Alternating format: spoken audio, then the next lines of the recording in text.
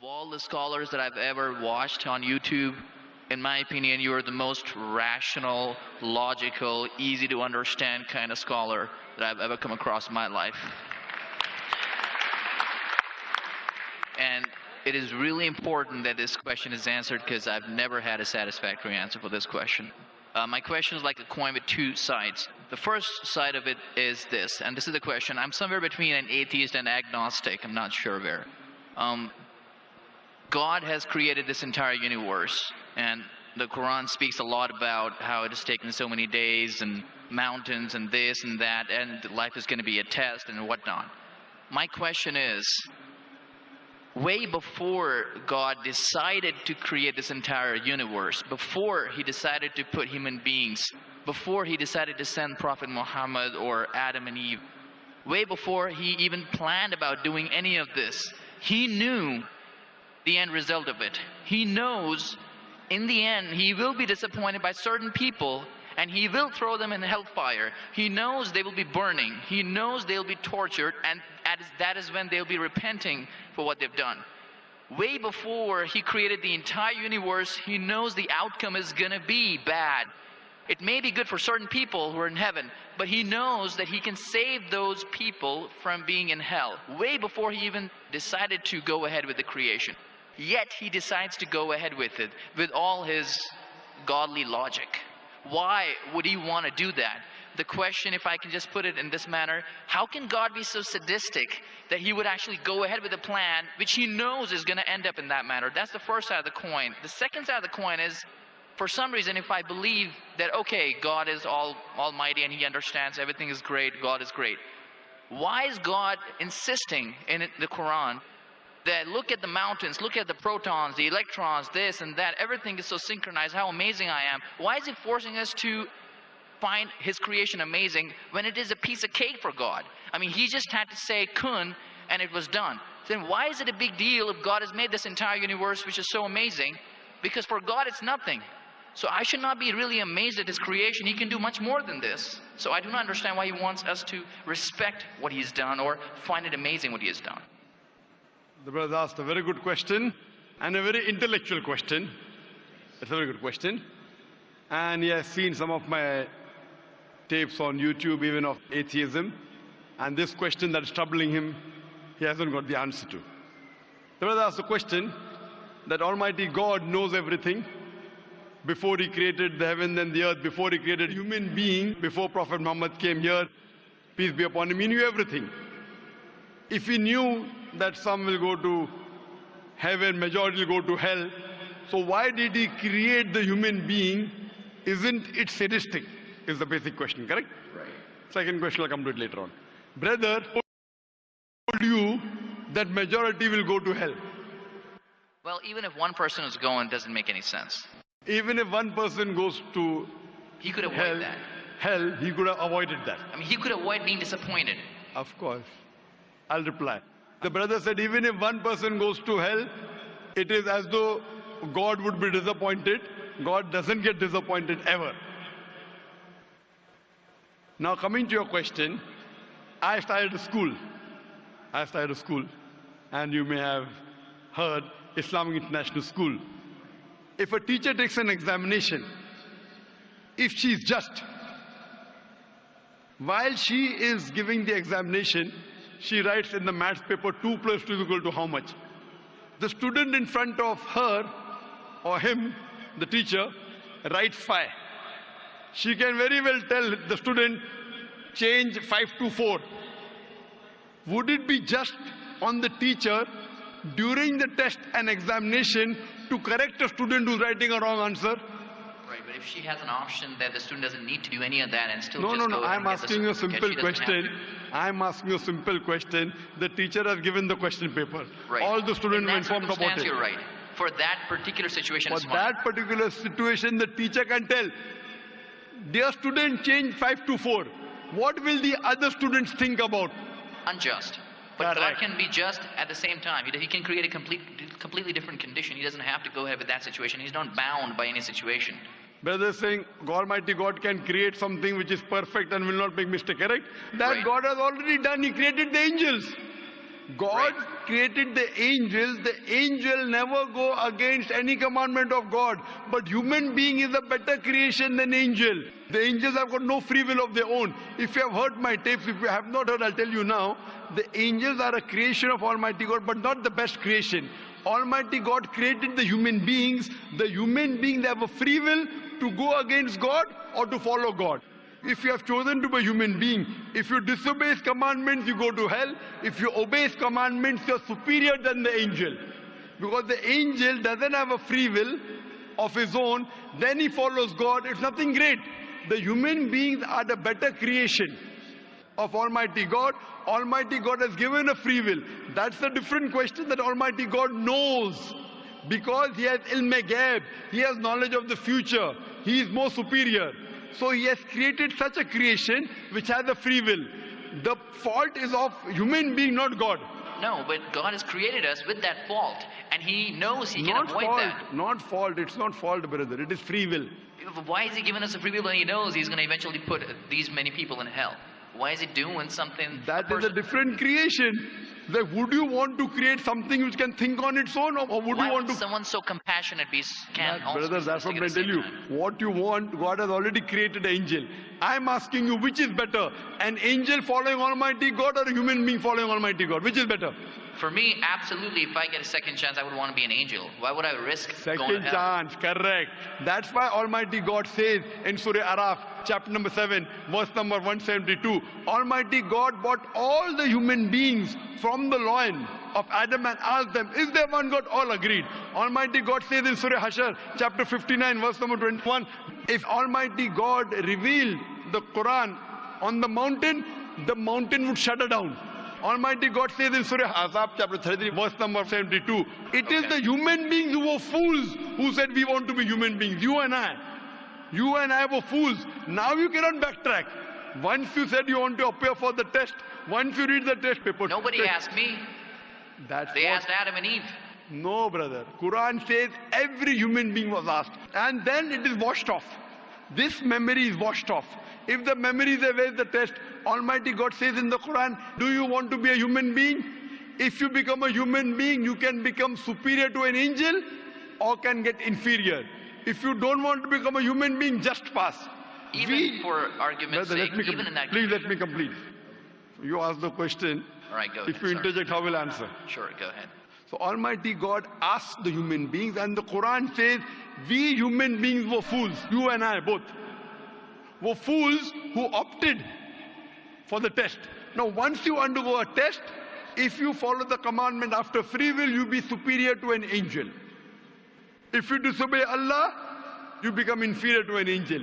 We wanted to pass with distinction, you and I. You and I. You told, I don't remember. Of course you will not remember. And even I don't remember. But I believe in the Quran. On the day of judgment, Almighty God says, not a single human being will object to the justice of Allah. That we'll come to know on the day of judgment. Only thing we'll say, please give us one more chance. Almighty God will say it's too late. Because if He wants to give you a new chance, even I'll have to come back in the world again. Again, everyone. So those who failed, He can't get only the failures. So the Quran says no one will ever object on the justice of Allah. They will request Allah, give us one more chance. Almighty God will say too late. Almighty God gives us chances in this world itself. You make a mistake, Allah gives you a chance to repent. You repent. Allah forgives you. Again you make a mistake. Once you die, it's only one. So as far as the first question is concerned, why did God create? Because it's a better creation. Any logical person, including you, has to agree that a person who has the free will is a better creation than a person who has no free will. Only your question you don't remember is perfectly right. When you die, when you're resurrected, that time you and I will meet. Then you will say, I remember.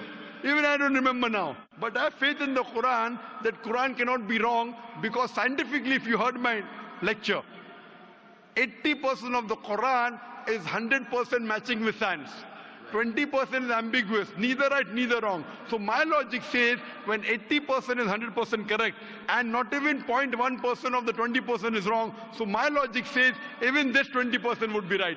I'm a scientific person, I'm a logical person. So I believe in the statement of the Quran that we chose If you wouldn't have chosen, you could have questioned God. Why did you make me a human being? Then Right. God would have been at fault. But God says in the Quran, He asked, the mountains were afraid. Everything else was afraid. We human beings opted for this. But do you remember being asked? I don't remember being asked. Brother, that question. if you heard my answer, even I don't remember. But if you remember, then where is the test? Imagine if a teacher teaches you something. Teacher teaches you something. Teacher gives you the book. The teacher has to take away the book for the test. If the teacher says, okay, take the book and answer, where is the test? Okay, but why? After the examination is over, you can go home and check or not. But even before the exam began, God knows. Brother, listen to me. After the examination is over, can you go and check home or not in the textbook? Absolutely. But during the examination, can you check? No. So now the examination is going on, brother. Once it's over, you can check. If you tell teacher, I want to see the textbook, I don't remember. No. During the examination, you cannot refer to the textbook. It will be called cheating. Correct? So once the examination is over, if you don't remember, you tell God, what is this illogical? But Quran says not a single human being will object to the justice. Let the test go over. So today, I being a scientific person, I being a logical person, based on my knowledge of science, based on my logic, when I read the other scriptures and when I read the Quran, I find Quran is the only book, only religious scripture on the face of the earth which passes this test. So therefore I, being a scientific person, being a logical person, agree, okay, fine. This statement of the Quran also has to be right. I don't remember, that is the test. If I remember, where is the test? So that answers the first part of the question. First part, that saying that God was sadist. God is not sadist. For example, I start a medical college. I want the school students to go to medical. How many students who go to school enter the medical college? Just roughly, can you guess? Few. Surely less than 5%. Less than maybe 1%. So why did you make a college where only 1% can enter? Fine. It is for selected few. So same way God made heaven, Jannah, Jannat-e-Firdaus. Everyone cannot go to Jannat-e-Firdaus. Why not? Sorry? Why not? Why can't everyone go to medical college? Because it's human capacity. If humans were capable of being able to put everyone in medical college, they would. That's the way we are made. The same way, everyone cannot become a doctor. Only those who have the capacity. Same way, everyone cannot go to Jannat-e-Firdaus, the high levels of paradise. We have to strive. God has given you capacity. If you don't follow His guidance, you cannot. If you follow His guidance, to go to Jannah is very easy. If you are intelligent, it's very easy. If you are intelligent and if you are truthful to yourself. But if you are not truthful to yourself, even a non-intelligent man can go to Jannah. Only thing, you should be truthful. God has given you different options how to follow Him. Some people think they are smart. I tell them they're extra smart. If they were smart, they would see it is crystal clear in black and white that this is the word of God. You have to follow it. That's the reason Francis Bacon said, little knowledge of science makes you an atheist. In-depth knowledge of science makes you a believer in God. So I wouldn't say God is sadist. I said we were fools who opted to undergo the test. Not God. God gave you an option. What do you want to be? We chose. So we are responsible, not God. God is not a sadist. We are fools. That's what the Quran says. On the day of judgment, you will come to know, inshallah, you and I both. Inshallah, if I go to Jannah, inshallah, I'll pray to God, I'll thank God. You know, I was a good person, I choose to be a human being. If you pass that, if you fail, then we will curse our own self. Hope that answers the question. The second part? Sorry, what is the second part? That even if I believe how almighty He is, how knowledgeable He is, why is He so bent on convincing us, look at the mountains, look at the electrons, look at the protons? Right. The second part of the question was that why does Almighty God give references of the mountain, that He's created this? For Him it is peanuts. So why is He talking? You know why is He saying? He's saying these peanut things, mountain, they would shudder. You human being who are superior, why don't you understand? Quran says in Surah Hashar chapter 59 verse number 21, had the Quran been revealed on the mountain would have fallen down to utter ruin. But to us human beings, it makes no difference. He's giving these examples to show that these things which are so powerful, the mountains, etc., which he has created, would have submitted their will. Why don't you human beings do? He's trying to give an example that we are fools. He's not trying to praise himself. And whenever he asks us to praise him, or when he says, we say Allahu Akbar, God is the greatest, do you think it will change Allah? No. Whether you say 1,000 times Allahu Akbar or 1,000,000 times, he cannot become greater. He's already the greatest. The reason we say these things is because it is our human mentality, our human nature, that we follow the people who are famous, we follow the people who we praise. For example, your mother has a heart attack. There is an unknown person on the street who gives you the treatment. And you heard that the best heart specialist in the world is Dr. X.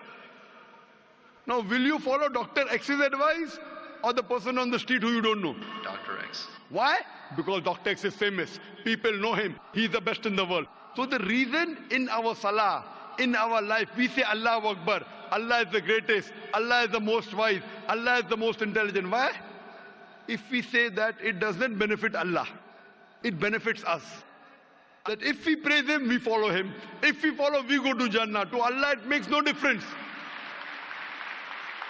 Therefore, Allah says, will you not then believe? Will you not then understand? That means the Quran is revealed to the people for understanding. So he's giving this example not to make himself great. He's already the greatest. Whether you say 1,000,000 times Allah is the greatest, it will not make a difference to Allah. He's telling it to you. Allah says in the Quran, Allah does not require you, you require him. So when we praise him, it is human psychology that the person you praise, person you talk great about, you tend to follow his advice. By following his advice, it will benefit you, it will not benefit him. He is already the greatest. He is already the merciful. So these are rules and regulations laid down. He is our creator. He knows our mindset. So the reason he speaks about this, then, such a best, like you are a student of science, correct? I am also a student of science. The moment I come to know, Allah mentioned these scientific facts which we came to know today. Allah says in Surah Fussilat chapter 41 verse 53, Sanuri mayatina fil afaqi wa fi anfusihim hatta yatabayyana annahu al-haq. Soon we shall show them our signs in the furthest regions of the horizons and into their soul until it is clear to them that this is the truth. So Allah is giving these examples so that it benefits us. For him, it makes no difference. It is benefiting us, so he is giving us a chance to follow him so that we can go to heaven. Hope that answers the question. Bill Gates gives me $100. Should I be amazed that he is giving me that? He said, if Bill Gates gives you $100, should I be amazed? Will you get amazed? Brother, the question is, why should Bill Gates give you $100?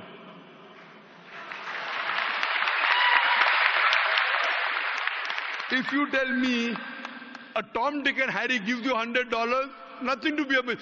Bill Gates gave me $100. It's something that he gave you. Why did he give you? Why not somebody else? Why? The question is, why did he give you is the question. Okay. If some Tom, Dick and Harry gives you, if a man on the street gave you $100, Bill Gates.